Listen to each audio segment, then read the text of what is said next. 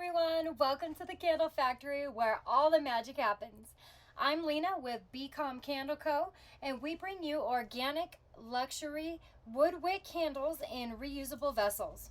And we're here with a how-to video sharing how to properly trim your wood wick to make sure that you're getting that nice clean burn, a consistent and even right size flame, and ultimately prolonging the life of your new favorite candle by about 25%. If you're interested, follow along. So here's an example of a candle in desperate need of a good wick trimming. You'll notice that the wicks are about 1/2 inch long, beginning to mushroom at the top, and started producing a black soot that's landed in the candle wax, leaving a yucky residue. Ugh. So here's what it looks like when it's actually burning, and the flames are getting a little squirrely, starting to jump around a little bit, and they're a little bit taller than we'd like to see. You'll also notice the little sparks that kind of fly off of the flame and land in the candle, and that's that soot that you see when the candle's dry.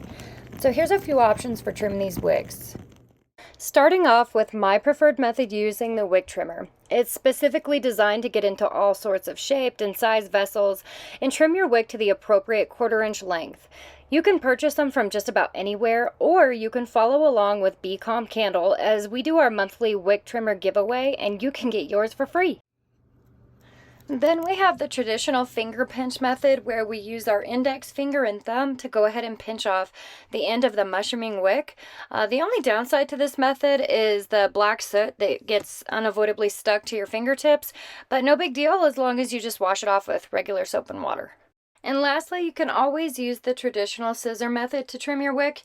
The downside to using household scissors is that if your container is a bit deeper or maybe the wax is getting a little low, you could have a hard time getting a nice even cut, and you may end up with a steep, uneven angle with still a bunch of excess wick left.